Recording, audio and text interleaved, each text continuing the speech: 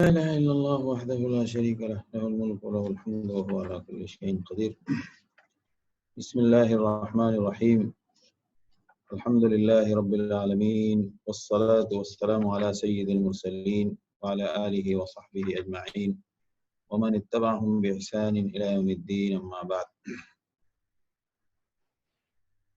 آج 25ویں پارے کی سورت الزخرف سے ہم لوگ بات شروع کریں گے، اور یہ سورت اپنی ترتیب میں 43 نمبر پر ہے، 43. اس کے اندر 89 آیتیں ہیں اور اس کا نام زخرف ہے، اور یہ مکے کے زمانے میں نازل ہوئی.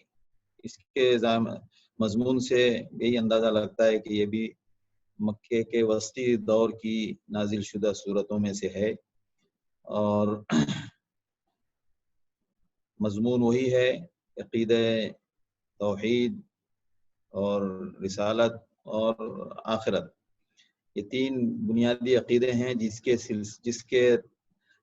کی تفصیلات اور جس کو الگ الگ اسلوب میں اللہ نے بندوں کو سمجھایا ہے.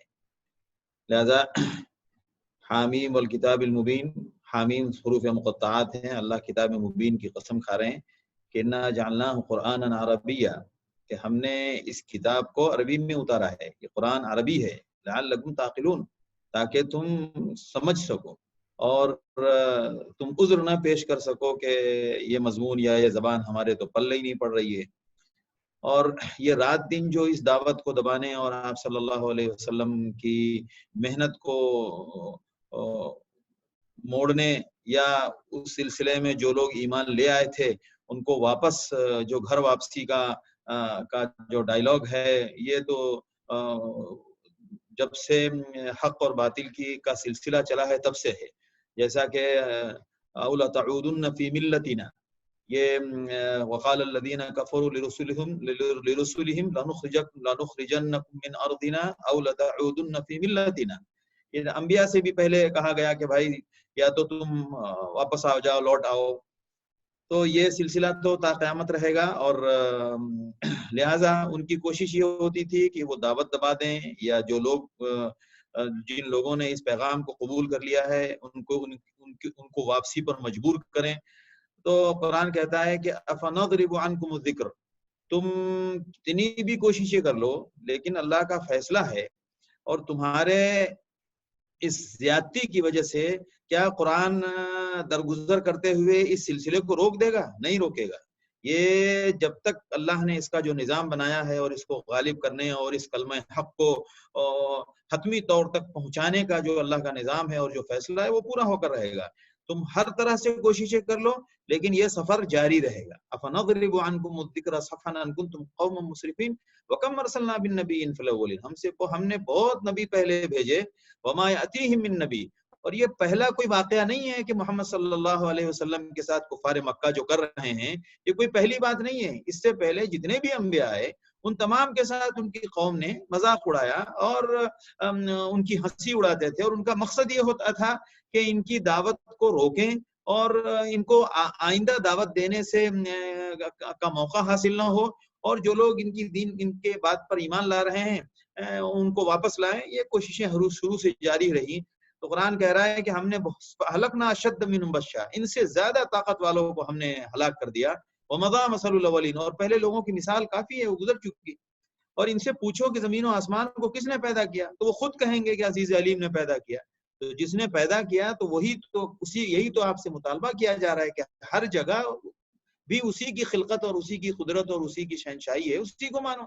لہذا والذی نزل من السماء، جس نے زمین بنائی تمہارے لیے، آسمان اتارا، اور ہر چیز میں اللہ نے تمہارے لیے جوڑے پیدا کیے، اور جانوروں میں سے، کشتیوں میں سے اللہ نے تمہاری سواری کا بندوبست کیا، تاکہ جب تم اس پر سوار ہو تو اللہ کی نعمت کا ذکر کرو. اللہ یہی تو کہہ رہا ہے کہ جو کچھ بھی دنیا میں اللہ نے تم کو نعمتیں دی ہیں اس میں اللہ کا نام لو. ثم تذکروا نعمت ربکم، اپنے رب کی نعمت کا، یعنی نعمت جس کی ہے اس کا نام لو. جس نے نعمت دی ہے اس کا شکر ادا کرو. نعمت دی ہے کسی اور نے اور شکر ادا کرتے ہو کسی اور کا. آپ یقین کیجئے ہمارے پاس شرک کی خرابی کو بیان کرنے کے لیے ہمارے اندر صلاحیت نہیں. اللہ نے ہمیں جو ہمارے لیے جو شرک کی جو وضاحتیں ہم کر سکتے ہیں، شرک کی قباحت بیان کرنے کی ہمارے اندر صلاحیت نہیں ہے. وہ میں اس لیے کہہ رہا ہوں کہ شرک کے لیے جتنا خطرناک عذاب قیامت میں اللہ نے آخرت کے دن میں رکھا ہے، اس سے اندازہ لگتا ہے کہ شرک کتنی خطرناک چیز ہے. اور اللہ حلیم ہے، اندازہ لگتا ہے کہ اتنے بڑے گناہ کو قرآن کہتا ہے یتفطرن من فوقہن، آسمان وتخر الجبال حدا، پہاڑ گر پڑے، وتنشق الارض، زمین پھٹ جائے، آسمان گر جائے، اتنا خطرناک جملہ یہ بولتے ہیں. آپ یقین کیجئے آج چھوٹی سی بات ہم نہیں برداشت کر سکتے، لیکن ہمارے پاس طاقت نہیں ہے اس لیے ہم بدلہ نہیں لیتے. اللہ کے پاس اللہ بدلہ کی قدرت نہیں، اللہ خالق ہے، خالق. اللہ پیدا کر سکتا ہے اسباب کو، اور بغیر اسباب کے اللہ ہلاک کر سکتا ہے. اس کے باوجود اللہ شرک کے بارے میں درگزر سے کام لیتا ہے، اور حلم سے اللہ اس مدت تک کے لیے مہلت دیتا ہے. اللہ اکبر. نعمت کس کی اور نام کس کا لیتے ہیں؟ قرآن کتنی سادگی سے سمجھا رہا ہے. نعمت اللہ نے دی ہے تو اسی کا نام لو، اذ استویتم علیہ وتقولوا، اور کہو سبحان الذی سخر لنا هذا وما كنا له مقرنین وانا الى ربنا لمنقلبون. پاک ذات ہے اس کی جس نے ہمارے لیے اس کو مسخر کر کے دیا. یعنی پیدائش کے بعد ہماری زندگی میں جتنی چیزیں ہم استعمال کرتے ہیں وہ سب اللہ کی تسخیر کی وجہ سے ہمارے کام آ رہی ہیں. لہذا جانور اگر اس کی صحت ٹھیک ہے تو وہ اللہ کی تسخیر ہے. اگر ایک جانور بیمار ہو گیا آپ اس پہ سوار نہیں ہو سکتے. ایک وہ کشتی جو سمندر میں بڑی آسانی سے سفر کرتی ہے اور ہزاروں میل اور ہزاروں ٹن لے کر آپ کا سامان پہنچا دیتی ہے. سمندر کے پانی کے اندر اگر کسی قسم کا مطلب جو اس کا معمول ہے اس معمول کے اندر کوئی خلل نہیں ہوتا ہے، اس لیے ہمارا سفر مکمل ہوتا ہے. اگر اس میں لہریں اٹھیں اور وہ لہریں رکے نہ، ہمارے پاس کون سی طاقت ہے ان لہروں کو روکنے کی؟ اگر وہ طوفان اٹھے اس طوفان سے ٹکرانے کی ہمارے پاس کیا طاقت ہے؟ لہٰذا یہ اللہ کا نظام ہے. جو کچھ اپنے ہمارے موافق جو نظام چل رہا ہے اللہ کا شکر ادا کرو. اس کی سب سے بڑی مثال آج کل ہمارے یہ لاک ڈاؤن کا زمانہ ہے. یہ لاک ڈاؤن میں ہم اندازہ لگائیں کہ یہ جو پوری دنیا کا نظام چل رہا تھا، یعنی کوئی بندہ یا تو کوئی وبا رکی ہوئی ہے وہ بھی اللہ کی مرضی ہے، اگر کسی نے کسی کا شر کامیاب نہیں ہو رہا ہے تو وہ بھی اللہ کی مرضی ہے، اگر کسی کے شر کو اللہ نے رخصت دے دی اور مہلت دی کام کرنے کے لیے تو اس کا مطلب یہ ہوا کہ جو کچھ رکا ہوا تھا وہ اللہ کی وجہ سے رکا ہوا تھا. اور جب اللہ اپنا حصار اٹھا لے تو پھر سارا شر معاشرے میں کام کرنے لگے. آج دیکھیں جس شکل میں بھی ہے ہر بندہ متاثر ہے، حکومتیں متاثر ہیں، اور کتنے غریب اور کتنے مزدور اور کتنے معاشی طور پر پریشان لوگ کس حالت سے گزر رہے ہیں، خواہ وہ وبا کے نام پر ہو یا وبا کی تدبیر کے نام پر ہو. آخر یہ جو نظام پورا خلل آیا ہے، یہ اللہ نے جو خلل کے اسباب ہیں ان اسباب کو روک کے رکھتا ہے اللہ کی ذات. اگر کوئی خلل پہنچانے والے اسباب کام نہیں کر رہے ہیں، ایک بات یاد رکھیے، اس کا مطلب یہ نہیں کہ خلل کا نظام کام نہیں کر رہا ہے. خلل کا نظام صبح شام بدماش لوگ اپنی بدماشی کے پلان بناتے ہیں، اور شیطان اپنی شرارت کے روزانہ منصوبے بناتا ہے، اور ظالم ہر دن مختلف انداز سے ظلم کی ترتیب تیار کرتا ہے. ہر نظام کو فساد مچانے والا سارا نظام روزانہ اس کی ترتیب جاری ہے، اور اس کی سرگرمی میں لوگ لگے ہوئے ہیں، لیکن ان کو اللہ کارگر نہیں ہونے دیتا ہے، اور دوسرے لوگ زمین سے اب اللہ کی نعمت کا فائدہ اٹھاتے ہیں. یہ یاد رکھنا چاہیے کہ اللہ کی تسخیر ہے اس کا نام. اس کو سمجھنا چاہیے کہ اگر آپ کی ٹرین صحیح چل رہی ہے، آپ روزانہ وقت پر فیکٹری میں آ رہے ہیں اور جا رہے ہیں، آپ وقت پر آفس میں جا رہے ہیں اور آ رہے ہیں، یہ مت سمجھے کہ کسی حکومت کے اس میں بڑی خوش انتظامی کا اس میں کوئی دخل ہے. سارے نظم و بندوبست اور سارے انتظامات دھرے کے دھرے رہ جائیں اگر اللہ اس میں ہلکا سا خلل کو چھوٹ دے دے. اللہ جو دنیا میں خلل کی وجوہات موجود ہیں صرف ان کو ذرا سا چھوٹ دے دے تو ہمارا سارا نظام مختل ہو جائے. وہ آج ہم دیکھ رہے ہیں. یہ قرآن کہہ رہا ہے سبحان الذی سخر لنا هذا. یہ جو کچھ بھی ہو رہا ہے تمہارے موافق جو نظام چل رہا ہے یہ اللہ موافق بنا رہا ہے تو چل رہا ہے. اگر اللہ اپنا نظام اپنے اس حصار کو ہٹا لے، اس حفاظتی نظام کو اللہ تھوڑی دیر کے لیے کھینچ لے تو تمہارے دنیا کا اور تمہارے نظام کا وہ حال ہوگا، وہ حالت ہوگی جن سے ہم آج آپ اور پوری دنیا گزر رہی ہے. اللہ اس سے حفاظت فرمائے. سبحان الذی سخر لنا. ہر چیز کی تسخیر اللہ کے ہاتھ میں. یہی ماننے کے لیے تو اللہ کہہ رہا ہے تب بھی کہہ رہا تھا اور اللہ کا کلام آج بھی کہہ رہا ہے، تب بھی ان کو سمجھنا چاہیے، آج ہم کو سمجھنا چاہیے۔ اس کے بعد توحید کا نغمہ ہے، اور اس کو جتنا بلند آواز سے پڑھا جائے اتنا ہم زندگی کو کامیاب بنا رہے ہیں، اور اتنا ہم اپنے مقصد میں کامیاب ہو رہے ہیں، اور اتنا ہم اپنے رب کو راضی کرنے کی کوشش میں لگے ہوئے ہیں۔ توحید کا نغمہ پوری دنیا، پوری کائنات مل کے اس نغمے کو گاتی رہے، اور پوری کائنات گاتے گاتے اس دنیا سے رخصت ہو جائے، اس نغمے کی آخری بند کبھی نہیں آئے گی۔ لہذا پھر کفار مکہ کو وہی اعتراض کہ بھائی آخر ان کو نبی کیوں بنا دیا؟ تو قرآن کے اس کا جو قرآن کہتا ہے، ان کے اس اعتراض کو قرآن بیان کر رہا ہے، وَقَالُوا لَوْلَا نُزِّلَ هَذَا الْقُرْآنُ عَلَى رَجُلٍ مِّنَ الْقَرْيَتَيْنِ عَظِيمٍ۔ یہ کہتے ہیں کہ اس دو شہر کے کسی بڑے آدمی پر یہ کتاب کیوں نہیں اتری کہ محمد پر اتار دی۔ واللہ عالم، پتہ نہیں یہ کیسے کفار مکہ یہ سوچتے تھے۔ اللہ کے رسول صلی اللہ تعالی علیہ وسلم اپنے اخلاق، اپنے خاندان، اپنی وجاہت، اپنی جسامت، اپنے تمام صفات میں مکے میں اور مدینے میں اور پورے عرب میں سب سے بڑے تھے ماشاءاللہ، لیکن صلی اللہ تعالی علیہ وسلم، لیکن ان کا جو اپنی جو فتنے کی جو ان کے دماغ کی جو سوچ کا انداز تھا، یہ پتہ نہیں بڑا کس کو سمجھتے تھے۔ تو یہ کہتے ہیں کہ بھائی یہ جو شہر کے دو بڑے لوگ، بڑا کسے کہہ رہے ہیں؟ جیسے ہم کہتے ہیں نا ارے بڑے لوگ ہیں، اور ذرا کہنے سے پہلے سوچنا چاہیے کہ ہم بڑے لوگ کہنے میں کہیں ایسا نہ ہو کہ ہماری تعبیر بھی کفار مکہ کے تعبیر کے موافق ہو جائے۔ لہذا کسی کو بڑا صرف اس بنیاد پر کہا جائے کہ اس کی پوسٹ بڑی ہے، اس کی ڈگری بڑی ہے، اور کسی کو بڑا صرف اس لیے کہا جائے کہ شہر میں کاروباری اس کا جال بہت پھیلا ہوا ہے، یا اس کی شہرت بہت ہے، یا لوگ اس کے اسباب، اس کے وسائل بہت ہیں، اس بنیاد پر اگر کوئی بڑا ہے تو ہم بھی وہی کفار مکہ کا لہجہ اور ان کی تعبیر استعمال کر رہے ہیں۔ وقالوا لولا نزل هذا القرآن على رجل من القريتين عظيم۔ اب قرآن کہتا ہے اہم یقسمون رحمت ربک، کسی کو نبی اور نبوت اور رسالت دینا یہ تو رحمت ہے اللہ کی، تو اللہ کی رحمت کی تقسیم وہ کریں گے؟ یہ تو ہمارا کام ہے، نحن قسمنا بینہم معیشتہم فی الحیات الدنیا، یہ اللہ کی رحمت کیا تقسیم کریں گے؟ ان کا کھانا پینا، اور جس بنیاد پر وہ اپنے آپ کو بڑا کہہ رہے ہیں وہ اسباب بھی ہم نے دیے ہیں ان کو۔ نحن قسمنا بینہم معیشتہم فی الحیات الدنیا ورفعنا بعضهم فوق بعض، اور ان کو دیکھنا چاہیے کہ سب کی مالی حالت ایک جیسی کیوں نہیں ہے؟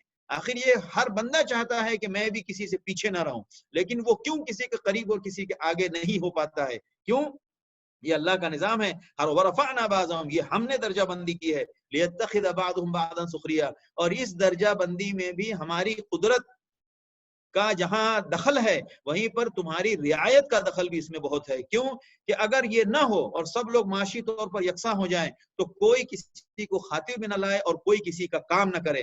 ہم نے یہ درجہ بندی کے ذریعے لوگوں کے اندر یہ مزاج رکھا ہے کہ لوگ ایک دوسرے کے کام کرنے اور ایک دوسرے کی ملازمت کرنے اور ایک دوسرے کے بیگار کے لیے تیار ہو جاتے ہیں۔ اس میں بھی اللہ نے تمہارے لیے نعمت رکھی ہے، تسلیم کرو، مانو اللہ کو۔ آپ اندازہ لگائیں اس بات کو سمجھانے کے لیے کتنا ان کو سمجھایا جا رہا ہے کہ نام اللہ کا لو، نام اللہ کا لو۔ اب ہمیں بھی سیکھنا چاہیے اس بات کو کہ توحید کے اتنے لمبے سبق سے ہمیں بھی سیکھنا چاہیے کہ ہر بات میں ہم بھی نام اللہ کا لیں۔ بیٹے ہو جائیں تو ماں باپ زمین پہ پیر نہیں رہتا ہے، اب تو میرے بینک کھل جائیں گے۔ اللہ جانے کتنے بیٹے پورے بینک کو کا دیوالیہ نکال دیتے ہیں، لیکن پھر بھی ہماری عقل نہیں کھلتی۔ ہمیں دکھتا ہے کہ مرد کام کرتا ہے اور مرد کے ذریعے وسائل پیدا ہوتے ہیں، اور جن گھروں میں مردوں کی کمی ہے تو وہاں پر معیشت کی کمی ہوتی ہے۔ تو یہ بیٹے اور بیٹیوں کے پیدا کرنے اور ان کی جو اللہ کی طرف سے بخشش ہوتی ہے، یعنی جو اللہ کسی کو صرف بیٹے کسی کو صرف بیٹیاں، یہ جو نظام رکھا ہے اللہ نے، یہ کہاں سے آتا ہے؟ اس میں تو ہمارا دخل نہیں ہے، یہ بھی تو اللہ کا دیا ہوا ہے۔ پتہ کیا چلا؟ جو بھی شکل صورتحال ہے وہ سب اللہ کی طرف سے ہے، اللہ ہی کا نام لینا چاہیے، اللہ ہی کا نام سامنے آنا چاہیے۔ اگر کسی کو پریشانی بیٹیوں کی شکل میں آنی ہے، بیٹی کی شکل میں آئے گی۔ اگر کسی کو پریشانی بے روزگاری کی شکل میں آنی ہے، بے روزگاری کی شکل میں آئے گی۔ اگر کسی کو پریشانی مال و دولت کی شکل میں آنی ہے، اس کو مال و دولت کی شکل میں پریشانی آئے گی۔ اور پریشان دنیا میں ہر طرح کے لوگ ہیں، مالدار بھی پریشان ہیں، بیٹے والے بھی پریشان ہیں، بیٹی والے بھی پریشان ہیں، لاولد بھی پریشان ہیں، اور بغیر شادی شدہ بھی پریشان ہیں، شادی شدہ بھی پریشان ہیں، اور ہر طرح کے لوگ پریشان ہیں، یعنی پڑھا لکھا بھی پریشان ہے، جاہل بھی پریشان ہے۔ پتہ کیا چلا؟ نہ رزق کی کشادگی کے لیے اللہ کا فیصلہ ہے، جو اللہ فیصلہ کرے گا اس کا رزق کشادہ ہوگا، اور جس کے لیے پریشانی مقدر اس کو پریشانی آئے گی۔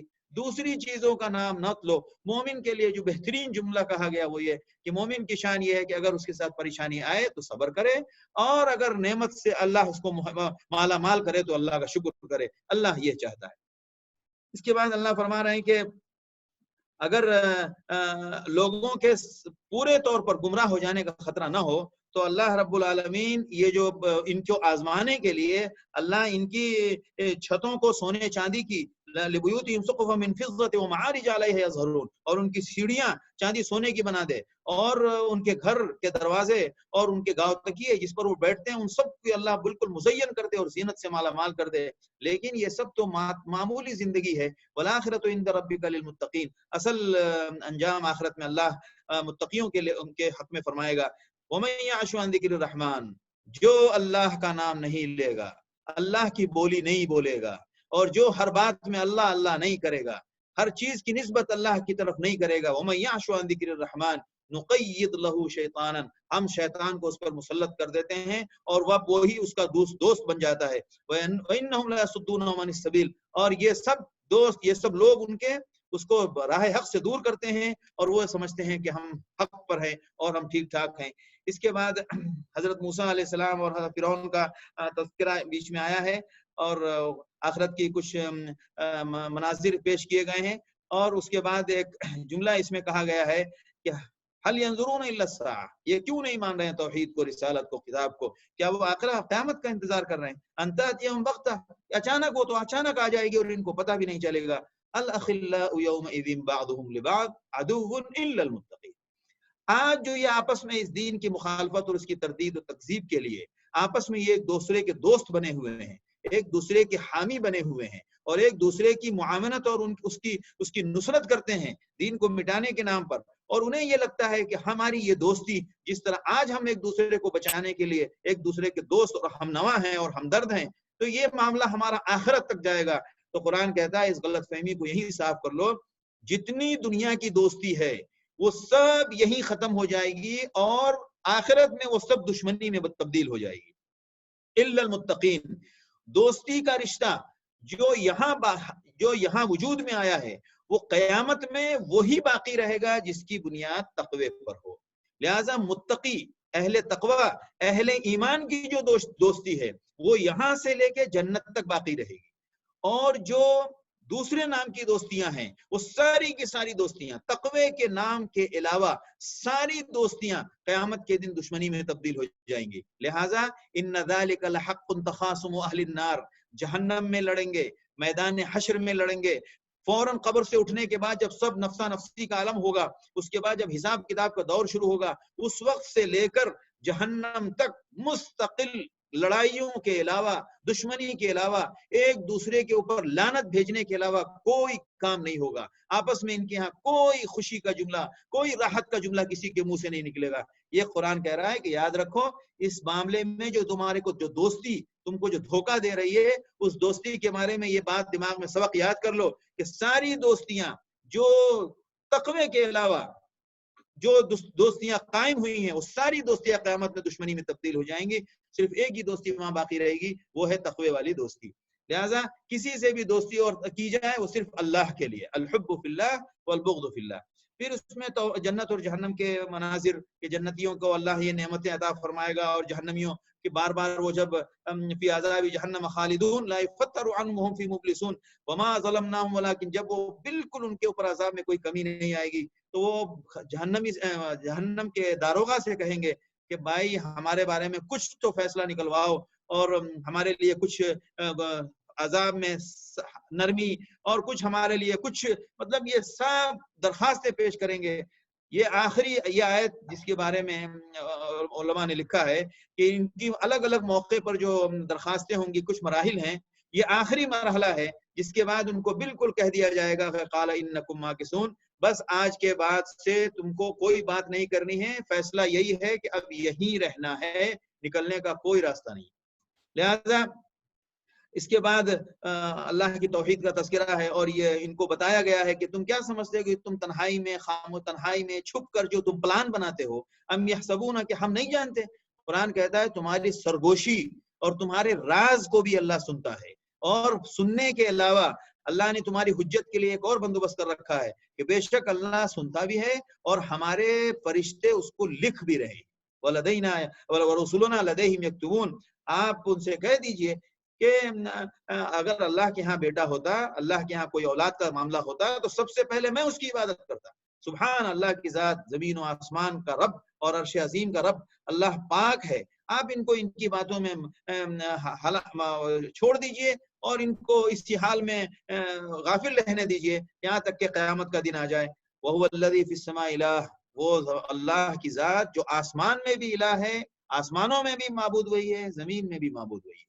یعنی کس کس شکل میں ان کو توحید بتائی جا رہی ہے اور شرک سے ان کو متنبہ کیا جا رہا ہے. یہ مت سمجھو کہ زمین کے اندر اللہ صرف اپنی الوہیت کا پیغام تم کو دے رہا ہے اور تم کو فلسفہ سمجھا رہا ہے یا تم کو وہ ترغیب دے رہا ہے اور دعوت دے رہا ہے, بلکہ وہ اللہ کی ذات صرف زمین میں نہیں آسمانوں میں بھی اللہ کی ذات بہت, آسمان کی وسعت جتنی ہے, 7 آسمان اور اس کے اندر بہت زیادہ مخلوق اللہ کی. وَمَا يَعْلَمُ جُنُودَ رَبِّكَ إِلَّا هُوَ. اتنا لشکر اللہ کا آسمانوں میں ہے اور آسمان کی وسعت زمین سے کہیں زیادہ ہے, کہیں زیادہ ہے. اللہ جو زمین میں الہ ہے وہ اللہ آسمان میں بھی الہ ہے. وَهُوَ الَّذِي فِي السَّمَاءِ إِلَٰهٌ وَفِي الْأَرْضِ إِلَٰهٌ وَهُوَ الْعَلِيمُ الْحَكِيمُ. یہی سب صورتیں آیت ہے اس کی, توحید کی آیتیں ہیں. اور اللہ کے رسول صلی اللہ علیہ وسلم سے کہا جا رہا ہے کہ ان هؤلاء قوم لا يؤمنون, یہ ایمان لانے والے نہیں ہیں. فاصفح عنہم, آپ حسن اسلوب کے ساتھ ان کے ساتھ درگزر کیجئے اور کہیے کہ وقل سلام, میں نے جو پیغام دے رہا ہوں بس اب تم سمجھو تمہارا. قل الحق من ربکم فمن شاء فلیؤمن ومن شاء فلیکفر. لہذا ان کو کہیں کہ بس سلامت رہو, فسوف یعلمون, ان قریب ان کو معلوم پڑ جائے گا. اس کے بعد سورہ دخان ہے. سورہ دخان بہت مشہور سورت ہے اور پڑھی جاتی ہے ہمارے یہاں عام طور سے. کچھ لوگ عشاء پڑھتے ہیں اس کو, کچھ لوگ سونے کے وقت پڑھتے ہیں. اور اس صورت میں بھی مضمون وہی ہے جو پچھلی صورت کا مضمون ہے, بالکل منوان توحید, اس بات رسالت اور آخرت کے جہنمیوں کے عذاب کی کچھ کیفیت ہے کہ ان کو زقوم کھلایا جائے گا, اور جہنم میں جنت والوں کی نعمتوں کا تذکرہ ہے جو پیچھے صورت میں تھا وہ اس میں بھی ہے. البتہ اس میں ایک عذاب کا معاملہ ہے کہ جب اللہ نے ان کے اوپر ایک قحط کا عذاب, ایک قحط نازل فرمایا مکے میں, اور اس قحط کے بارے میں اس کا جواب آیا ہے. اس صورت میں ایک لفظ ہے, ایک آیت ہے, انا انزلناہ فی لیلۃ مبارکہ. یہ اللہ نے اس کتاب مبین کی جس طرح سورہ زخرف میں قسم کھائی یہاں بھی کھائی, اور اللہ نے فرمایا کہ اس صورت کو ہم نے لیلہ مبارکہ میں اتارا, انا کننا منذرین, اور بے شک اس کتاب کے ذریعے ہم لوگوں کو ہوشیار کرنا چاہتے تھے. لیلہ مبارکہ سے مراد صرف اور صرف لیلۃ القدر ہے, دوسری کوئی بات کرنے کی اور لاکھ باتیں ہوں ادھر ادھر اپنے ذہن کو خراب کرنے کی کوئی ضرورت نہیں ہے. قرآن کی تفسیر قرآن سے ہوتی ہے. لیلہ مبارکہ کے اگر مختلف زمانے میں لوگ مختلف باتیں کوئی بھی کچھ کر کے چلا جائے, اگر وہ 1000 سال پہلے بھی کر کے گیا ہے, اگر وہ بات غلط ہے تو غلط ہے. لہذا قرآن کا اصول ہے, قرآن نے حتمی طور پر کہا ہے کہ قرآن ہم نے لیلۃ القدر میں اتارا ہے, انا انزلناہ فی لیلۃ القدر. پھر اللہ نے فرمایا شہر رمضان الذی انزل فیہ القرآن. لہذا قرآن کے نزول کا جس شکل میں بھی نزول پر ہمارا ایمان ہے وہ رمضان میں ہوا ہے اور وہ لیلۃ القدر میں ہوا ہے. وہاں لیلۃ القدر کہا گیا, یہاں لیلۃ مبارکہ کہا گیا. اور مختلف اقوال تاریخ میں اگر مل جائیں مختلف لوگوں کی طرف منسوب کر کے, اور ہم ہر کچھ مان لیں, یہ دین کے معاملے میں یہ کوئی ایسا سرکاری بازار نہیں ہے کہ کوئی بھی کچھ بول دے اور کوئی بھی کچھ مان لے. قرآن کی بات ہمارے مضبوط سندات سے اور مضبوط علماء اور اہل حق علماء, محدثین اور علماء حق کا اسلاف جن کی باتوں پر امت نے اعتماد کیا, انہی کی بات مانی جائے گی, اور بلا ضرورت کے تکلف کی اسلام میں کوئی ضرورت نہیں ہے. اس کے بعد وہ عذاب کا تذکرہ آیا ہے کہ جب وہ قحط کا ایک دور آیا اور اس میں اہل مکہ کے اوپر سخت قحط آیا. اس سخت قحط میں لوگ اس حالت تک پریشان ہو گئے کہ جھاڑ کے درخت کے پتے کھانے پر مجبور ہو گئے, اور جو چیز بھی میسر ہوتی حتیٰ کہ مردار بھی کھانے کی حالت پیش آ گئی تھی. تو ان لوگوں نے آپ صلی اللہ علیہ وسلم سے آ کے درخواست کی کہ بھائی دعا کرو کہ یہ عذاب ٹل جائے. لہٰذا آپ صلی اللہ علیہ وسلم کی دعا سے وہ عذاب دور ہوا. قرآن کہتا ہے کہ ربنا اکشف عنا العذاب انا مؤمنون انا لهم الذکری. وہ کہتے ہیں کہ یہ عذاب دور ہو جائے گا تو ہم ایمان لے آئیں گے. بالکل یہی واقعہ اس طرح کی بات سورہ زخرف میں گزری کہ بنی اسرائیل کے اوپر جب بار بار الگ الگ عذاب آ رہا تھا تو ہر بار وہ آ کے کہتے تھے کہ ادعو لنا ربک، کہ اپنے رب سے دعا کرو، اگر وہ عذاب ٹل جائے گا تو ہم ایمان لے آئیں گے۔ بالکل یہی صورتحال مکہ میں بھی پیش آئی کہ جب عذاب آیا اور عذاب کے ٹلنے کی آپ صلی اللہ علیہ وسلم کی دعا کے طفیل برکت سے وہ عذاب ٹل گیا، انا لہم الذکریٰ، وہ کہاں ماننے والے ہیں۔ لہذا جو ایمان نہیں لانے والے تھے وہ نہیں لائے۔ پھر موسیٰ علیہ السلام کی دوبارہ اس صورت میں وہ قصہ ذکر کر کے اس کو بیان کیا گیا، اور آخرت کے مناظر پیش کیے گئے کہ ان ہی الا موتۃ الاولی وما نحن بمنشرین فاتوا بآبائنا ان کنتم صادقین اهم خیر ام قوم تبع وما خلقنا السماوات والارض وما بينهما لاعبین۔ یہ کہتے ہوئے پھر فرمایا گیا ان یوم الفصل میقاتهم اجمعین۔ سب دلائل ہم سمجھا چکے ہیں، فیصلے کا دن ان تمام کے لیے ہم نے ایک متعین کر دیا ہے، جس دن کوئی دوست کسی دوست کے کام نہیں آئے گا اور کوئی کسی کی مدد نہیں کرے گا سوائے جس کے اوپر اللہ نے رحم کر دیا، اور اللہ کی رحمت ایمان اور عمل صالح کی دولت ہے۔ وہ مذاق اڑاتا تھا، اس روایت کے ذکر میں ہے کہ ان شجرۃ الزقوم طعام الاسیم، جب یہ آیت اتری تو یہ کہتا تھا کہ لاؤ مکھن اور لاؤ کھجور، ہمارا زقوم تو یہی ہے۔ اللہ فرما رہے ہیں کہ اس کا تم مذاق اڑاتے ہو۔ ان شجرۃ الزقوم طعام الاسیم، گنہگار کا کھانا زقوم کا درخت ہوگا، کالمہل یغلی فی البطون، وہ ایسا پگھلتا ہوا تانبے کی طرح ہوگا کہ پیٹ میں ایسا جوش مارے گا، کغلی الحمیم، جیسے کہ بہت تیز گرم پانی۔ خذوہ فاعتلوہ الی سواء الجحیم، جاؤ اس کو لے جاؤ جہنم کے بدترین خطے میں اس کو جا کے پھینک دو۔ ذق، اب مزہ چکھو، انک انت العزیز الکریم، تم تو بہت بات کرتے تھے نا کہ انا عزیز کریم، یہ الفاظ بولتا تھا کہ انا عزیز کریم، غلبے والے ہم ہیں، خاندانی ہم ہیں، کھاؤ اب انک انت العزیز الکریم۔ ان ھذا ما کنتم به، یہ عذاب تمہارا اس لیے ہے کہ تم آج کے دن کے لیے شک کرتے تھے۔ مومنین کا انجام بیان کیا گیا کہ بے شک متقی بہت امن کے منزل میں اور امن کے انجام میں ہوں گے، جنتوں میں اور چشموں میں، اور وہ طرح طرح کے ریشم کے کپڑوں میں ملبوس ہوں گے، اور سب ایک دوسرے کے سامنے محو گفتگو ہوں گے، اور جس طرح کا پھل ان کو چاہیے وہ بغیر کسی خوف و خطر کے اس پھل سے کی لذت لے رہے ہوں گے، اور ان کے ہاں کوئی موت کا سلسلہ نہیں ہوگا۔ لا یذوقون، جو پہلی بار موت آئی بس اس کے بعد اب موت کا سلسلہ ختم، اور اب ہمیشہ اس نعمت میں ہوں گے۔ اللہ نے ان کو عذاب جہنم، جہنم کے عذاب سے بچا لیا۔ فضل من ربک، یہ تمہارے رب کا فضل ہے، ذالک هو الفوز العظیم۔ اس کے بعد سورہ جاثیہ ہے۔ سورہ جاثیہ میں بالکل مضمون تقریباً وہی ہے، توحید کا اور عقیدہ آخرت کا اور ان کے سمجھانے کا، اور ان کو ساری باتیں طرح طرح سے بتائی گئیں۔ پہلے دلائل توحید ہیں، زمین و آسمان کی پیدائش اور سمندر میں کشتی کا چلنا، اور پھر بنی اسرائیل کے بارے میں بتایا گیا کہ ان کو سب کچھ نعمتیں ملی، اس کے باوجود وہ بار بار بنی اسرائیل کی مثال آتی ہے تاکہ ان سے عبرت حاصل کرو کہ کہاں گئے بنی اسرائیل، اور کہاں گئی ان کی حقیقت، اور کہاں گئی ان کی وہ سب کچھ۔ پھر اللہ کے رسول صلی اللہ علیہ وسلم کو مخاطب کر کے کہا گیا ثم جعلناک علی شریعۃ من الامر، ہم نے آپ کو اپنے حکم کی ایک شریعت کے آپ کے اوپر کو عطا کی، فاتبعها، لہذا آپ اسی طریقے پر رہیے، ولا تتبع اهواء الذین لا يعلمون، اور جو لوگ کچھ نہیں جانتے ان کی مرضی کے مطابق آپ ان کے راستے پر مت چلیے، وہ آپ کو کچھ بھی فائدہ نہیں پہنچانے والے، اور بے شک ظالم سب آپس میں ایک دوسرے کے یہاں دوست ہیں، اور یہاں اللہ اپنے نیک بندوں سے دوستی کرتا ہے، لہذا اللہ کی دوستی بہتر ہے یا ظالموں کی دوستی بہتر ہے۔ اس طرح یہ صورت بھی مکمل ہوتی ہے، اور اس کے بعد پھر سورہ احقاف ہے، اس میں قوم ہود کا تذکرہ ہے، اور یہ صورت بھی مکی ہے، اور اس میں اس کی ترتیب جو ہے صورت کے اندر قرآن کے اندر 46 نمبر پر ہے، قرآن کی جو ترتیب ہے اس ترتیب میں اس کا نمبر 46 ہے، اور اس کے مضامین بھی تقریباً ان تمام صورتوں کی طرح من و عن ہے جو پچھلی صورتیں گزری ہیں، البتہ اس میں ایک آیت جو ہم آپ سب کے لیے ہمیشہ عبرت و نصیحت والی ہے، وَوَصَّيْنَا الْإِنسَانَ بِوَالِدَيْهِ إِحْسَانًا، ہم نے انسان کو اس کے والدین کے بارے میں حسن سلوک کا حکم دیا، حملتہ امہ کرہا ووضعتہ کرہا، اور اس نے اس کو بڑی تکلیف سے اس کے حمل سے گزرتی ہے وہ، اور پھر اس کی ولادت کے وقت بڑی تکلیف سے گزرتی ہے، اور پھر دودھ پلانے کا زمانہ اس تکلیف میں 30 مہینے گزارتی ہے وہ، یہاں تک کہ جب وہ بڑا ہو جاتا ہے اور 40 سال کا ہو جاتا ہے تو دعا کرتا ہے اللہ سے کہ رب اوزعنی ان اشکر نعمتک التی، اے اللہ جو نعمت تم نے ہم مجھ پر کی ہے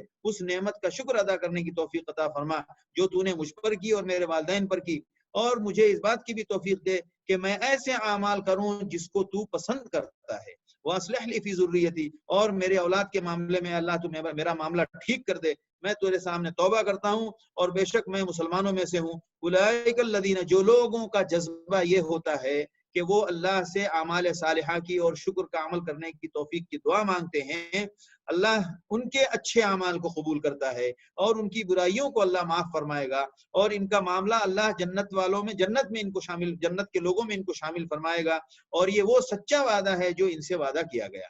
لہٰذا وہ اچھی خصلتیں بیان کی گئی جو خصلت سب کو پسند ہے، کفار مکہ کو بھی بتایا جا رہا ہے کہ اہل ایمان کی خصلت یہ ہے، اور مان لو تمہارے والدین، تمہاری اولاد اگر تمہارے بارے میں حسن اخلاق کے ساتھ پیش آئے اور تمہارے ساتھ یہ سب کچھ نعمت تم کو حاصل ہو اور تمہاری اولاد تمہارے لیے بہت اچھی ہو، تو یہ کتنی اچھی نعمت ہے۔ تو اسلام کی تعلیم یہی تو ہے جو تم چاہتے ہو اور جس میں تمہارا فائدہ ہے، لیکن استکبار فی الارض، بس ایک من اور طبیعت کا اکڑپن جو انسان کو حق سے روکتا ہے۔ اس کے بعد اس میں آپ صلی اللہ علیہ وسلم طائف تشریف لے گئے تھے، اور طائف تشریف آپ سن 10 میں لے گئے، اور طائف سے واپسی پر آپ صلی اللہ علیہ وسلم ایک مقام تھا مقام نخلا، جہاں آپ نے رات کو قیام فرمایا۔ تو وہاں قیام فرمانے میں رات کو آپ نے قرآن کی تلاوت، نماز کے لیے جب آپ کھڑے ہوئے، اب وہ خواہ عشاء کی نماز ہو یا رات میں جو آپ کے قیام کا معمول تھا وہ نماز ہو، رات کے وقت جو آپ نماز میں قرآن کی تلاوت کر رہے تھے، تو جنہوں نے آپ کی اس تلاوت کو سنا اور تلاوت کو سننے کے بعد وہ اس سے بہت متاثر ہوئے، اور انہوں نے جا کر اپنے قوم سے جا کر کہا کہ اِنَّا سَمِعْنَا كِتَابًا أُنزِلَ مِن بَعْدِ مُوسَىٰ، موسیٰ علیہ السلام کے بعد ہم نے اسی کتاب کا کلام سنا ہے جو موسیٰ علیہ السلام کے بعد ایسے کتاب کے کلام کو سننے کا موقع ملا، مصدقا لما بین یدی، جو تورات کی بھی تائید کرتی ہے اور اس کی تصدیق کرتی ہے، یہدی الی الحق، اور اس کتاب میں حق کی رہنمائی ہے اور سیدھے راستے کی طرف اس میں ہدایت کا سامان ہے۔ لہذا یا قومنا اجیبوا داعی اللہ، تو یہ جن جب آپ صلی اللہ علیہ وسلم کی باتیں، آپ صلی اللہ علیہ وسلم کا قرآن سن رہے تھے، اس کے بارے میں مختلف واقعات ہیں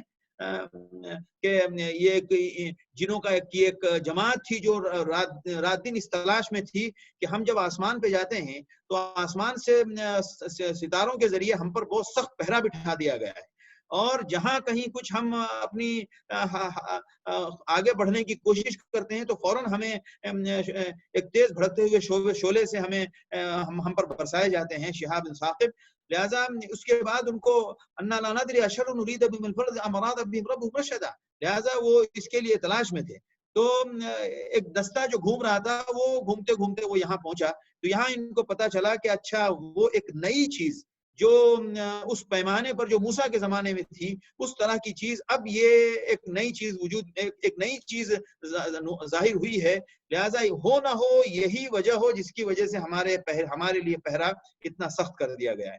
تو یہ جب آئے تو انہوں نے جو بات سنی تو انہوں نے بالکل اس کی قرآن کا جو مثبت قبول کرنے کا انداز تھا وہ انہوں نے پیش کیا، لہٰذا اس شکل میں بھی کفار مکہ کو غیرت دلائی جا رہی ہے کہ دیکھو جنہوں نے اللہ کا کلام سنا اور ان کے دماغ میں یہ بات آئی یا قومنا اجیبوا داعی اللہ، اے ہماری قوم کے لوگوں، اللہ کی طرف بلانے والے بندے اور اس پیغام کو قبول کرو، وآمنوا بھی، اور اس پر ایمان بھی لے آؤ، یغفر لکم من ذنوبکم، اور تمہارا رب تم کو تمہارے گناہوں سے تمہارے گناہوں کو معاف کر دے گا، وَيُجِرْكُم مِّنْ عَذَابٍ أَلِيمٍ، اور تمہیں دردناک عذاب سے بچا لے گا۔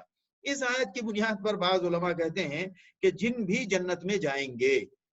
ابن کثیر نے بھی کہا کہ وَيُجِرْكُم مِّنْ عَذَابٍ أَلِيمٍ کا مطلب ہوا کہ چونکہ یہ بھی مکلف مخلوق ہیں، لہذا اس آیت سے یہ اشارہ ملتا ہے کہ وہ بھی جنت میں جائیں گے، واللہ عالم بالصواب۔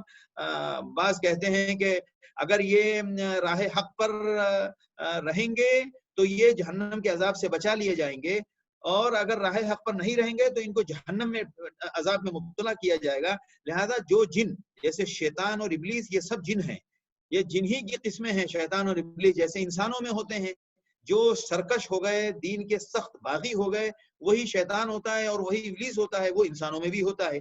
لہذا جن ایک مخلوق ہے اور انسان ایک مخلوق ہے.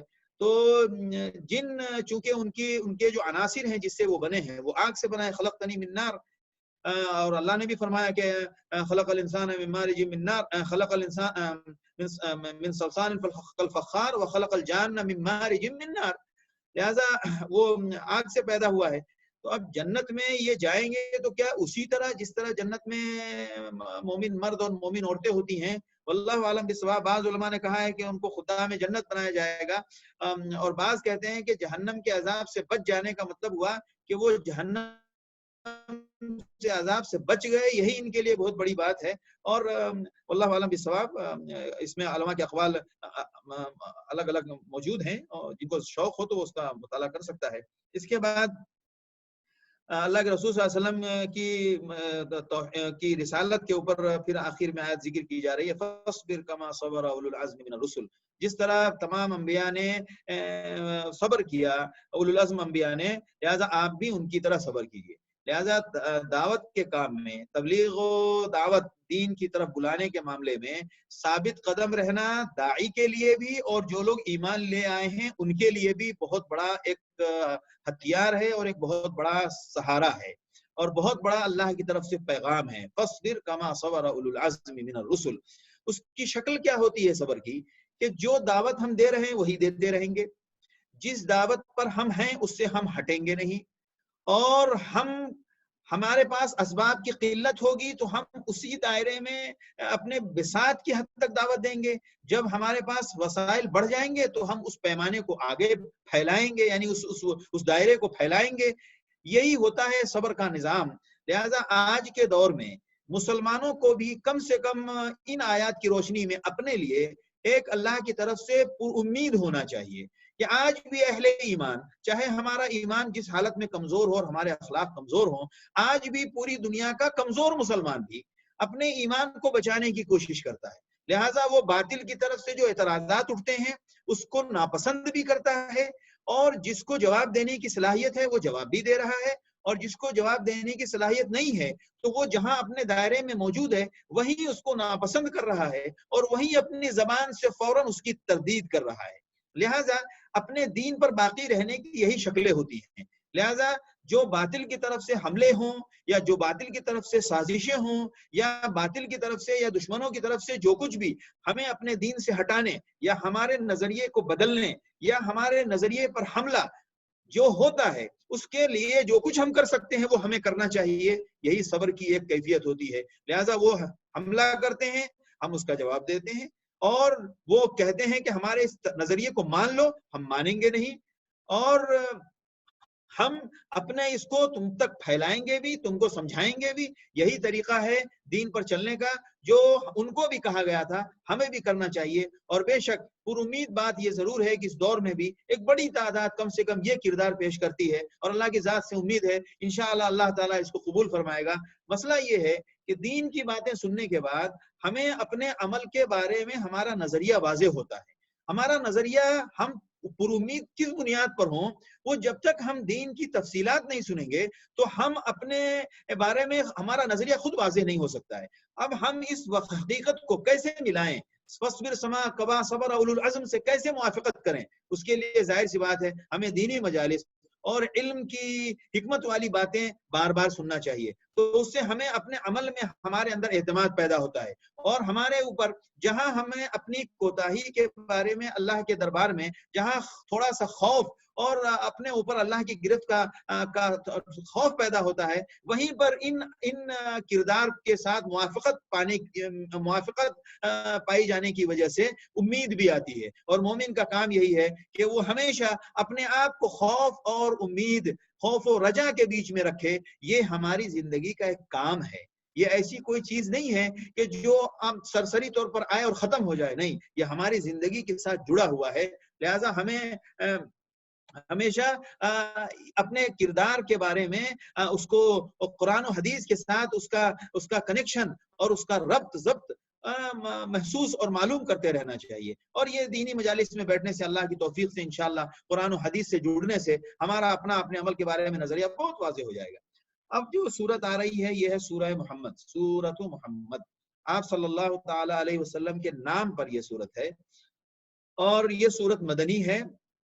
مکے میں 13 سال تک اس صورت کا مین اہم جو مرکزی مضمون ہے وہ اہل ایمان کو جنگ کی اجازت اور ان کو اب جنگ کی تیاری کا، ان کا مزاج بنانے کا یہ مضمون ہے اس صورت میں. مکے میں 13 سال تک مسلمانوں نے ظلم برداشت کیا اور مسلمانوں نے، اہل ایمان نے کافروں کے ساتھ کوئی انتقامی کارروائی نہیں کی، نہ ان کے اوپر حملے کا کوئی بندوبست کیا. وہ پریشان ہوئے تو یہ ممکن تھا کہ 100-200 لوگ مل کر کم سے کم 10 آدمی کے ساتھ قتال کر سکتے تھے اور ان کو کے ساتھ مٹبھیر ہو کر کچھ نہ کچھ نتیجہ تو نکلتا، یہ تو ہو سکتا تھا. بہرحال یہ بھی مکے والے تھے. اگر یہ ان کے پاس اسباب و وسائل کی قلت تھی لیکن اپنی نفری میں کم سے کم ان کے اندر اتنی تو تھی، سینکڑوں کی تعداد میں تو ہو ہی گئے تھے. اگر 100-200 مل کر کسی دن پروگرام بناتے تو یہ 10-20 کو تو نپٹ ہی سکتے تھے اور ایمان کی طاقت کی بنیاد پر تو یہ 500 کو نپٹ سکتے تھے. لیکن آخر مکے میں ایسا کیوں نہیں ہوا؟ اس لیے کہ جب کلمہ توحید پڑھ لیا تھا، جب اسلام میں داخل ہو گئے تھے تو اب ہر کام کے لیے اللہ کے حکم کا انتظار ہوتا تھا. اللہ کی طرف سے اجازت آئے گی، حکم آئے گا تو ہم کریں گے، حکم نہیں آئے گا تو جو ہمیں کہا گیا ہے ہم وہی کریں گے. ہم اپنی طرف سے اپنی طرف سے اقدام نہیں کر سکتے. جیسا ہم نے سورہ حجرات میں یا ایھا الذین آمنوا لا تقدموا بین یدی اللہ ورسولہ، اللہ اور اللہ کے رسول کے حکم آنے سے پہلے تم اپنی طرف سے پہل کرنے کی کوشش مت کرو. لہٰذا ان کا ہر چیز میں آپ صلی اللہ علیہ وسلم کے پاس کوئی بھی بات ان کے ساتھ زندگی میں معاملہ پیش آتا، آپ صلی اللہ علیہ وسلم کی خدمت میں پہنچتے اور جب آپ صلی اللہ علیہ وسلم کی طرف سے کوئی اشارہ ملتا تو قدم اٹھاتے.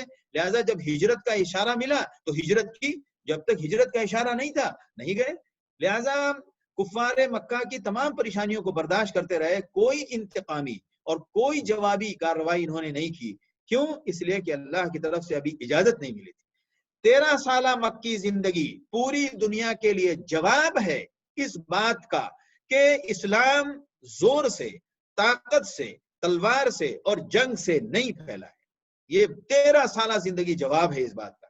اب کوئی کہے گا کہ آخر مدنی زندگی میں تو جنگیں پیش آئی ہیں، مدنی زندگی کی جنگوں کا اور غزوات کا مطالعہ کریں تو اس میں آپ کو یہ بات کھل کر سامنے آئے گی. چونکہ آپ صلی اللہ علیہ وسلم کو ایک پیغام، ایک مشن دیا گیا تھا. وہ مشن انسانوں کو مارنے کا نہیں تھا، وہ مشن یہ تھا کہ اس روئے زمین پر جس نے زمین بنائی ہے، جس نے کائنات بنائی ہے، یہ زمین جس کی ہے اور کافر اور مومن جس کے بندے ہیں، یہ سب کچھ جس کے ہیں، اس کا نام لینے کا پیغام دو کہ نام اس کا لینا ہے. اب آپ بتائیں کہ یہ کیا جارحیت ہو جائے گی؟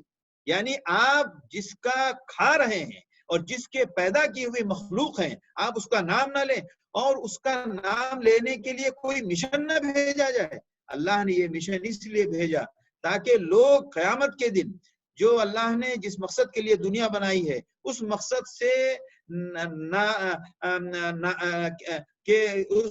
سے ناواقفیت کا کوئی عذر پیش نہ کر سکیں. یہ تو اللہ کی رحمت تھی کہ اللہ نے ہمیں اس مقصد سے واقفیت کے لیے نبی بھیجا. 10 سال میں جو جنگیں ہوئی ہیں اس میں بھی غور کریں تو اندازہ لگے گا کہ وہ ساری جنگوں میں زیادہ تر معاملہ دفاعی ہے. جب کسی بھی قبیلے پر آپ صلی اللہ علیہ وسلم نے چڑھائی کا ارادہ فرمایا ہے، عموماً یہود مدینہ نے غدر کیا، مخالفت کی اور نافرمانی کی، جو معاہدہ ہوا تھا اس کی خلاف ورزی کی تو آپ صلی اللہ علیہ وسلم نے ان پہ چڑھائی کی اور یہ معاہدے میں پہلے بات آ گئی تھی اور انہوں نے حد سے زیادہ معاملہ کر لیا. اس کے بعد دیگر قبائل پہ بھی چڑھائی ہوئی ہے. ہر جگہ یہ خبر آتی تھی کہ وہاں کی قوم پورے فوج کے ساتھ مدینے پر یا اہل ایمان پر لشکر کشی کی تیاری کر رہے ہیں. زیادہ تر غزوات کے اندر جوابی طور پر ان کے ارادے اور ان کے منصوبے کی خبر لینے کے لیے لشکر کشی کی گئی ہے. لہٰذا یہ یاد رکھنا چاہیے. میں اس لیے کہہ رہا ہوں کہ بلا ضرورت ہمارے بعض جو استدلالی طور پر گفتگو کرنے والے ہمارے اہل ایمان بھی کبھی کبھی اس میں عجیب الجھن کے شکار ہو جاتے ہیں. لہٰذا 13 سال تک اہل ایمان نے کچھ نہیں کیا. جب مدینے پہنچے ہیں تو پہلی آیت اتری اذن للذین یقاتلون بانہم ظلموا، جو سورہ حج میں ہے کہ جن کے اوپر ظلم کیا گیا ہے. قرآن دیکھیں کیا کہہ رہا ہے کہ قتال کی اجازت اس لیے نہیں دی جا رہی ہے کہ اب تو تمہارے پاس تلوار اٹھانے کی طاقت نہیں تھی، لہٰذا اب تلوار اٹھانے کی طاقت آ گئی ہے، اب ساری دنیا کو تلوار کے بل پر مسلمان بناؤ. نہیں، بانہم ظلموا، اس لیے کہ اس بات کو پھیلانے کے لیے ان پر ظلم کیا گیا ہے. جس طرح ایک کافر کو اپنے بات کے کہنے کا حق ہے اس دنیا میں، تو اہل ایمان کو بھی کہنے کا حق ہے. لہٰذا دونوں کی بات کو سنو اور دونوں کی بات کو سمجھو، اور حق جو ہے وہ حق ہے. لہٰذا اب اس کے بعد قرآن کی آیت سورہ بقرہ میں اللہ نے فرمایا کہ اب جہاں بھی معاملہ ہو اہل کفار کے ساتھ اب آپ کو روبرو ہونا ہے اور اب آپ کو اس کا مقابلہ کرنا ہے. اب طاقت کا استعمال آپ کو کرنا پڑے گا، کیونکہ اس حقیقت کو 13 سال کے ظلم برداشت کرنے کے ذریعے انہوں نے نہیں سمجھا. اب آپ کو اپنی طاقت کے لیے ہمت کرنی پڑے گی. مدینے کی ابتدائی زمانے کی نازل شدہ یہ صورت ہے. اس صورت میں اہل ایمان کو بتایا گیا کہ آپ تیاری کریں، اللہ آپ کی مدد کرے گا، آپ ہمت کریں، آپ بے ہمت نہ ہوں اپنے اسباب و وسائل کو دیکھ کر. اور کافروں کے بارے میں کہا گیا کہ ان کے پاس اسباب کو دیکھ کے آپ کچھ خوفزدہ نہ ہوں، ان کے لیے جو اللہ کے نظام کے تحت جو نصرت اور تائید کا معاملہ ہے وہ ان کے پاس نہیں ہے. اور منافقین کے بارے میں کہہ دیا گیا کہ منافقین باتیں تو بڑی بڑی کرتے ہیں لیکن عین موقع پر ان کی حقیقت واضح ہو جائے گی. یہ ہلکے پھلکے اشارات سب اس صورت میں نازل ہوئے ہیں تاکہ مزاج اور ذہن بن جائے کہ اب آگے کیا ہونا ہے. قرآن میں جب بھی کوئی اگلے مراحل جو آنے والے ہوتے تھے اس کی ذہن سازی رفتہ رفتہ تدریجی طور پر پہلے سے ہی شروع ہو جاتی تھی. بدر سے پہلے ہی کافی زمانہ پہلے سے، یعنی شروع میں ہی مدینے میں جس طرح سورہ بقرہ اتری ہے اسی کے قریب ساتھ ساتھ اس صورت کی بھی آیتیں اتر رہی تھی. لہذا اللہ نے فرمایا اس میں کہ وہ لوگ جو کافر ہیں اور اللہ کے راستے سے روکتے ہیں ان کا سارا عمل برباد ہے. اور وہ لوگ جو ایمان، اصول بتا دیا گیا. دیکھیں کہ اس لڑائی اور اس جنگ کی بنیاد کیا ہے. اللہ اکبر. وہ لوگ جو ایمان اور عمل صالح والے ہیں، وَآمَنُوا بِمَا نُزِّلَ عَلَى مُحَمَّدٍ. علماء نے اس کی تفصیل بیان کی ہے کہ قرآن میں جن 4 جگہوں پر آپ صلی اللہ علیہ وسلم کا نام آیا ہے اس نام کے پیچھے کس مفہوم کے اندر تاکید کے ساتھ اس کو واضح کرنے کا ارادہ یعنی مقصد ہے، وہ 4 مواقع ہیں.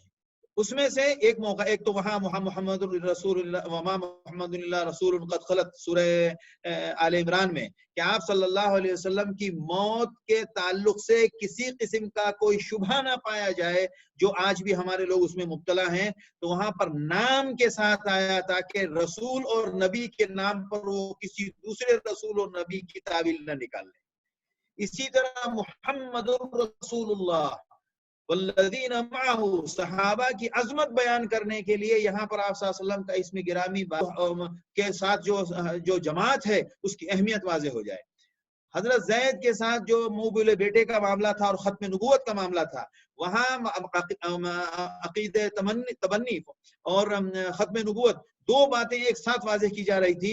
لہذا وہاں پر آپ صلی اللہ علیہ وسلم کا نام آیا، ما کان محمد ابا احد من رجالکم ولکن رسول اللہ وخاتم النبیین. کہ یہاں بھی کسی نام کے نہ ہونے کی وجہ سے وہ کہیں نبی اور رسول کی تعویل میں کوئی دوسرا تعویل نہ کر بیٹھے. تو اسی طرح یہاں پر بھی کہ جو ایمان اور عمل صالح اور جو اللہ کی طرف سے اترا ہے یہ بات آئے یا جو وحی کے ذریعے کی گئی ہے، نہیں، یہاں پر تشخیص کی جا رہی ہے کہ وہ جو ایمان اور عمل صالح والے اور جو اللہ کے رسول محمد صلی اللہ علیہ وسلم پر جو اترا ہے وہ الحق من ربہم، جو اللہ کی طرف سے حق ہے، جو اس پر ایمان لانے والے ہیں. کفر عنہم سیئاتہم واصلح بالہم، اللہ نے ان کی برائیاں، ان کے گناہ معاف کر دیے اور ان کے حال درست کر دیے.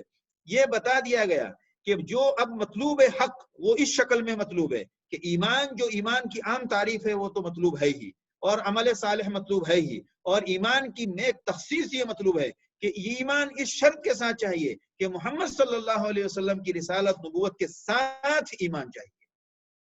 لہذا اب یہ اصول بتا دیا گیا، اور پھر دوسرا اصول کہ بے شک وہ لوگ جو کافر ہیں ان کے ساتھ کیوں ہم نبرد آزما ہو رہے ہیں، اتبعوا الباطل، ناجائز ناحق بات کی وہ پیروی کر رہے ہیں، وَأَنَّ الَّذِينَ آمَنُوا اتَّبَعُوا الْحَقَّ مِن رَبِّهِمْ، اور وہ لوگ جو ایمان والے ہیں انہوں نے اللہ کی طرف سے جو حق نازل ہوا ہے اس کی پیروی کر رہے ہیں۔ كَذَلِكَ يَضْرِبُ اللَّهُ لِلنَّاسِ أَمْثَالَهُمْ، اتنا وضاحت کے ساتھ اللہ لوگوں کو اس طرح سمجھاتا ہے تاکہ کوئی شبہ باقی نہ رہے۔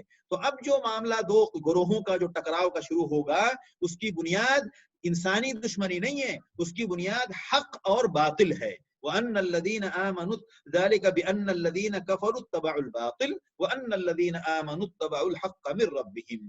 اب اللہ نے یہاں پر اہل ایمان کو ہمت دی ہے کہ جب کافروں سے مقابلہ ہو تو آپ ذرا ڈٹ کے لڑیں، اور اس کا صلہ آپ کے لیے جنت ہے۔ وَيَدْخِلُهُمُ الْجَنَّةَ عَرَّفَهَا لَهُمْ يَا أَيُّهَا الَّذِينَ آمَنُوا إِن تَنصُرُوا اللَّهَ، آپ جب اللہ کی مدد کریں گے تو اللہ آپ کی مدد کرے گا۔ آپ مت دیکھو کہ ابھی آپ کی تعداد 1000 اور 2000 بھی نہیں ہے، ان تنصروا اللہ ینصرکم، آپ مدد کرو گے تو اللہ آپ کی مدد کرے گا اور آپ کے قدم کو جمائے گا۔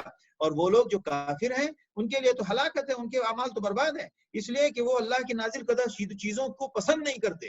اور افلم یسیروا، پھر اللہ نے فرمایا ذالک بان اللہ مولی الذین آمنوا، اس لیے کہ اللہ ایمان والوں کا حامی اور مددگار ہے۔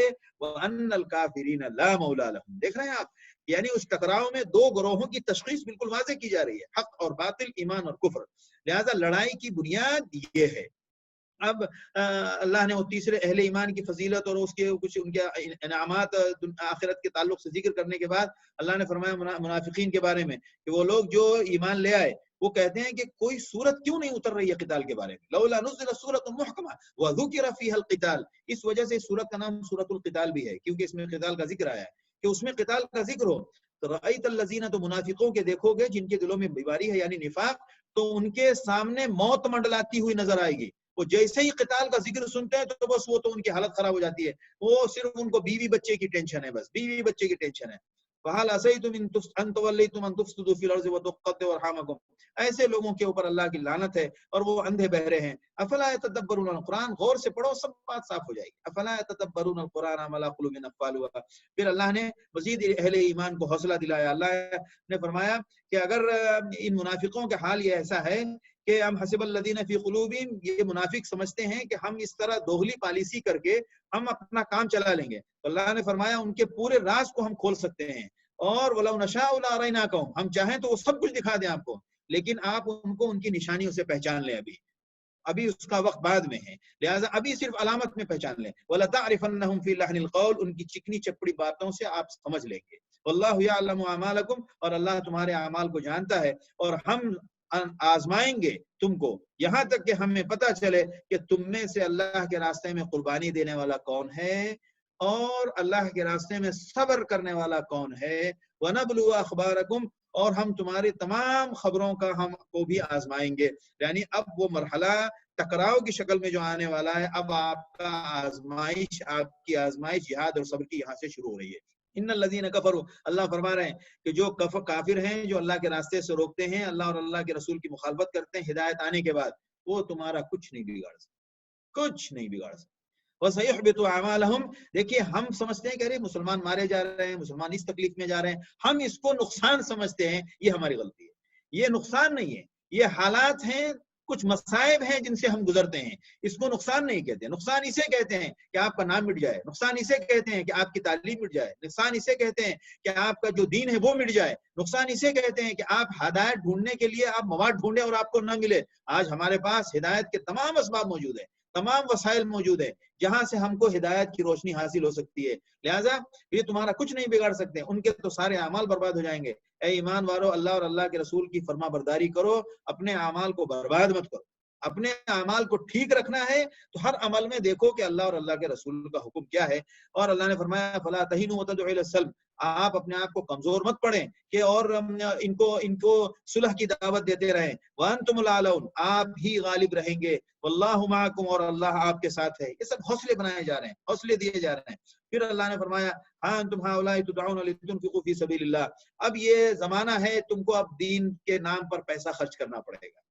اب جہاد میں جان بھی جائے گی اور جان بھی پیش کرنی پڑے گی، مال بھی پیش کرنا پڑے گا. لہٰذا لتنفقوا فی سبیل اللہ، تو اللہ کے راستے میں جب ان کو بلایا جاتا ہے تو تم میں سے کچھ لوگ ہیں وہ بخالت کرتے ہیں. وَمَن يَبْخَلْ فَإِنَّمَا يَبْخَلُ عَن نَفْسِهِ، اللہ کے نام پر بخالت ہرگز نہیں کرنا. جو بخالت کرے گا تو وہ اپنے معاملے میں ہی بخالت کر رہا ہے، اپنے حق میں بخالت کر رہا ہے. مطلب جو آدمی اپنے حق میں بخالت کرے گا تو وہ اچھے نتائج اور اچھا فائدہ نہیں حاصل کر سکتا ہے. یعنی اچھا نتائج اور اچھا فائدہ چاہیے تو دل کھول کے خرچ کرنا پڑے گا. تو جو بخالت کرے گا وہ اپنا ہی نقصان کر رہا ہے. واللہ الغنی وانتم الفقراء، یاد رکھنا اس خرچ کرنے کی جو ترغیب دی جا رہی ہے یہ مت سمجھنا کہ اللہ کو کوئی حاجت پیش آ گئی ہے. اللہ غنی ہے، محتاج تم ہو. آج تم خرچ کرو گے تو کل تم کو ملے گا. جس طرح تم آج مختلف میدان میں پیسے لگاتے ہو تاکہ تم اس کا کچھ نتیجہ حاصل کرو، تو آج تم خرچ کرو کل تم کو اس کا ملے گا. ان تتولوا، اگر تم نے اس کو قبول نہیں کیا تو اللہ تمہیں بدل کر دوسری قوم لانے کے لیے تمہارے جیسی دوسری قوم کے لانے پر قادر ہے. لہذا وہ نوبت آنے سے پہلے وہ فائدہ تم ہی اٹھا لو، وہ فائدہ تم ہی اٹھا لو. اب یہ سورت بھی مدنی ہے اور ہم آپ سب جانتے ہیں اس کے بعد سورہ فتح ہے، اور اس سورہ فتح میں اللہ کے رسول صلی اللہ علیہ وسلم کے صلح حدیبیہ کا قصہ تفصیل سے ذکر ہے. کوشش کریں گے ہم اس کو آج اس کو مکمل کر لیں.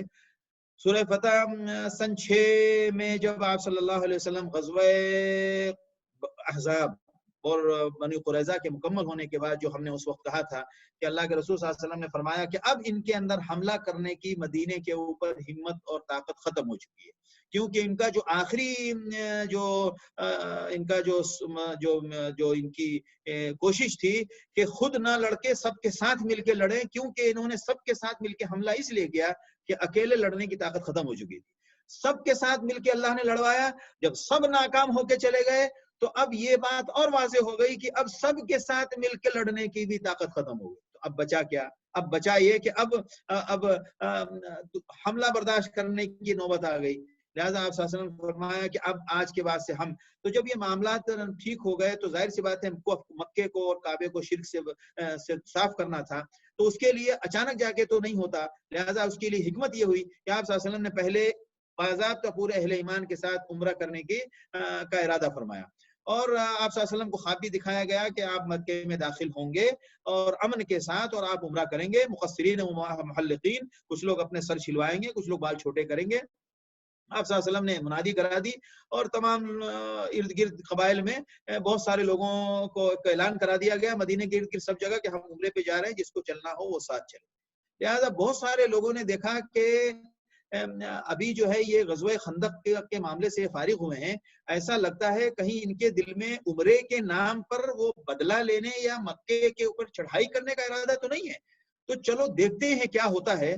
لہٰذا ہم ابھی نہیں جاتے ہیں، پہلے دیکھتے ہیں کہ کیا سین بنتا ہے. لہٰذا بہت سارے لوگ نہیں گئے، لیکن اللہ کے سچے بندے صحابہ کرام انہوں نے کہا اللہ کے رسول صلی اللہ علیہ وسلم کا اشارہ ہوا ہے، آپ صلی اللہ علیہ وسلم عمرے پہ جا رہے ہیں تو ہم کیوں پیچھے رہیں.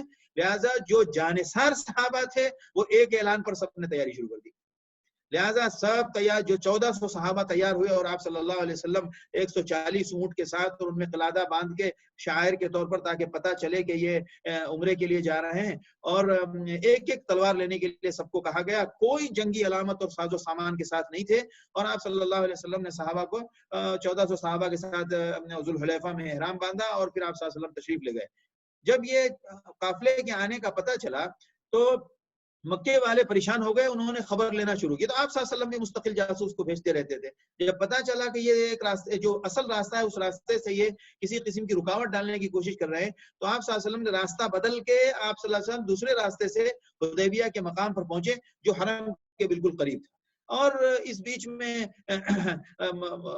ہر مختلف لوگ قبائل کے محسوس کر رہے تھے کہ بظاہر تو ان کا جو عمرے کرنے کا نظر اندازہ لگ رہا ہے. آپ صلی اللہ علیہ وسلم نے وہاں قیام کیا. قیام کرنے کے بعد وہاں مکے والوں کو جب پتا چلا تو مکے والوں کی پریشانی یہ تھی کہ ہم ان کو اب طاقت سے تو واپس کر نہیں سکتے. لہٰذا اب مسئلہ یہ ہے کہ اگر یہ مکے میں انہوں نے چڑھائی کر لی تو یہ ہمارے لیے بڑی ذلت کی بات ہو جائے گی، اور اگر ہم نے ان کو لڑائی کر کے واپس کر دیا تو ہماری بھی اس میں ذلت ہے کہ اب لوگ یہ کہیں گے کہ دیکھو عمرہ کرنے لوگ آ رہے ہیں اور عمرے سے لوگ مکے والوں نے روکنا شروع کر دیا، تو جو ہماری سرداری ہے اس پہ دھبا لگ جائے گا. لہٰذا یہ دونوں طرف سے پریشان تھے اور چاہتے یہ تھے کہ کسی طرح یہ داخل نہ ہو. لہٰذا انہوں نے مختلف قبائل کو بھڑکانا شروع کیا کہ ذرا جا کے محمد اور اس کے لشکر کو تھوڑا اس میں تھوڑا چنگاری پھینکو. لہٰذا وہ مختلف انداز سے کوشش کی انہوں نے، ہر کوشش ناکام ہوئی. آپ صلی اللہ علیہ وسلم جب یہاں پڑاؤ ڈال لیا آپ نے حدیبیہ میں، تو وہاں سے ایک انہوں نے نمائندہ بھیجا، اس نے بھی جا کے خبر کر دی کہ بھائی محمد صلی اللہ علیہ وسلم بالکل عمرہ کرنے آئے ہیں، دوسرا کوئی شک کرنے کی ضرورت نہیں. احابیش کے ایک سردار کو بھیجا تھا تاکہ وہ یہ چاہ رہے تھے کہ محمد صلی اللہ علیہ وسلم اور صحابہ کو دیکھ کر اس کے اندر بھی غصہ بھڑکے گا تو اس کا مزاج بدلے گا. اس نے آ کے الٹا کفار سے کہا کہ دیکھو یہ عمرہ کرنے آئے ہیں، ہم اگر تم ان کے ساتھ کچھ کرو گے تو ہم تمہارا ساتھ نہیں دیں گے، چونکہ جو لوگ عمرہ کرنے آئے ہیں ہم ان کے خلاف تمہارا ساتھ دینے والے نہیں. اب ان کی زور یہاں ٹوٹ گیا، حبش ان سے الگ ہو گئے. اب انہوں نے مجبور ہو گئے کہ اب کریں کیا. انہوں نے پھر اپنے نمائندے بھیجنا شروع کیا، ایک بھیجا، دو بھیجا، تین بھیجا. تینوں نے آ کے کہا کہ بھائی دیکھیے عمرے کا معاملہ ہے، دوسرا کچھ معاملہ نہیں. اب جب ان کی طرف سے لگاتار نمائندے آتے رہے تو آپ صلی اللہ علیہ وسلم نے حضرت عثمان کو اپنی طرف سے بھی بھیجا تاکہ ہماری بھی نمائندگی ان کو معلوم ہو جائے اور ان کو بتایا جائے کہ بھائی عمرے کے علاوہ دوسرا کوئی ارادہ نہیں. جب وہاں حضرت عثمان گئے تو حضرت عثمان کو انہوں نے ایک دن روک لیا. اس ایک دن میں یہ خبر پھیل گئی کہ آپ صلی اللہ علیہ وسلم حضرت عثمان کو قتل کر دیا گیا. لہٰذا آپ صلی اللہ علیہ وسلم نے تمام صحابہ سے کہا کہ دیکھو اب تک ہمارا ارادہ جنگ کا نہیں تھا اور ہمارے پاس جنگ کے سامان بھی نہیں ہے، اور ظاہر سی بات ہے انہوں نے ہمارے سفیر کو قتل کر دیا. اس کا مطلب یہ ہے کہ اب بات حد سے بڑھ گئی، اب ہم اسی حال میں لڑیں گے. لہٰذا آؤ ہاتھ پر بیعت کرو. تمام 1400 صحابہ نے آپ صلی اللہ علیہ وسلم کے ہاتھ پر بیعت کی. آپ اندازہ لگائیے کہ لڑائی کا بالکل ماحول نہیں ہے، عمرے کی نیت سے آئے ہیں اور اس حالت میں لڑائی کا موڈ بن جائے اور لوگ تیار ہو جائیں، یہ بہت بڑی قربانی کی بات ہے. اللہ ایسے ہی کسی کو رتبہ نہیں دیتا ہے، اس کے لیے پہلے ایسا قربانی پیش کرنا پڑتا ہے. اب ان صحابہ نے ایک تو آپ صلی اللہ علیہ وسلم کی ایک آواز پر عمرے کے لیے تیار ہو گئے، اور جب یہاں لڑائی کا ماحول بن گیا تو فوراً آپ کے ہاتھ پر بیعت کر لی.